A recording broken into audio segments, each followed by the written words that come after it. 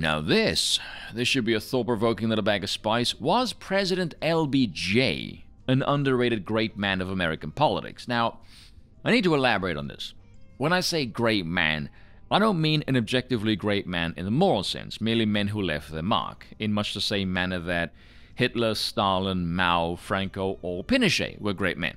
Now here's my basis for this speculation. Comes from a bit in the Black Fatigue video. I talk about how a lot of these things come back to what the Democrat Party has done to the black community purposefully, starting with the Great Society of Lyndon B. Johnson, who he famously said, I'm going to have these N-words voting Democrat for the next 200 years. Right there. I'll have these voting Democrat for the next 200 years.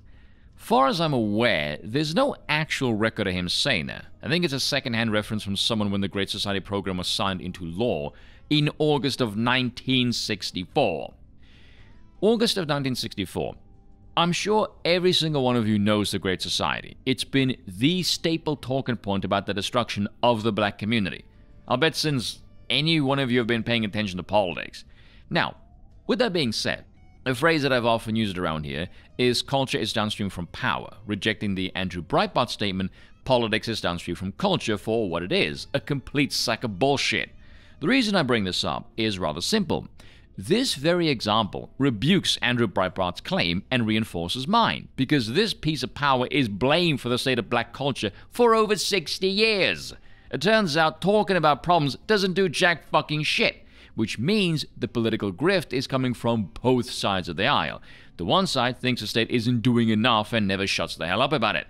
Meanwhile, the other side can point out the problem all damn day long, and have, knowing full well, or maybe not actually, their politicians aren't going to do a damn thing about it. Why? Because it's political suicide, which should tell you democracy is not about the will of the people and never was either. The political class have a will of their own. And on some level you must all know this. How many times must you have a conversation without any change before you realize this isn't actually doing anything? Hence how we get black fatigue in the bloody first place. Say what you like about LBJ and his personal failings. Politically speaking, he was a boss who understood the reality of the game. And he knew full well this particular demographic is very exploitable. He didn't dismantle and close down the Democratic plantation. Oh, no. He just gave the owners a new set of tools. Because LBJ was smart enough to understand tribalism takes a back seat when it comes to power. And you can see this all over the place and throughout the course of history. Look at the corruption of current-day politics, the state of the African countries, the race hustlers in America. Hell, people are surprised about black landowners who own slaves, because for some reason, I don't know why, they seem to think people of 3 or 4 centuries ago would have the same racial solidarity of today, which only exists when there's something else uniting them in hatred. Without that, well, just look at the black-on-black crime stats. This also explains why Africans sold other Africans. From a purely anthropological perspective, slavery makes a lot of sense. If you're facing encroachment on your lands from other tribes, and potential traders from thousands of miles away can take them away from you and trade them for arms or goods that you can aid in defending yourself from future encroachments, that's a win-win. They're not fellow countrymen, they're warring tribes. But anyway, getting a tad off track here, back to LBJ. More than 60 years ago, he made that claim. Almost a third of the way there, and not a dent has been made in that statement. And you'll get all these pathetic so-called conservative commentators who will boast, oh, Trump made the biggest gains of black voters since Nixon or some other crock of pointlessness.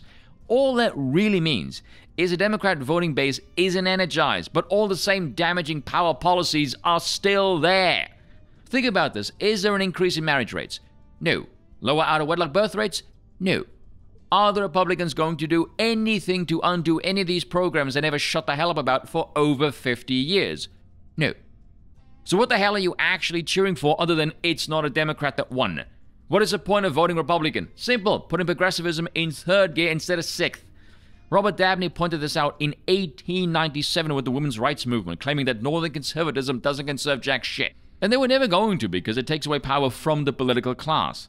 Curtis Yarvin pointed this out, and Thomas Massey laid it out in real terms. Republicans and Democrats, when it comes to the budget, they will put on this big song and dance about everything, like those pathetically useless hearings you see on Forbes that mean bugger all. It's smoke and mirrors, it's all theater. However, in the final moments, they will always come to an agreement. Why? Because Democrats grow the welfare state and Republicans feed the endless war machine, and they mutually agree to never touch the other one's golden calf as the state grows ever fatter in perpetuity. You know, just like everything else in the United States. Cheers for watching once again. I apologize for nothing.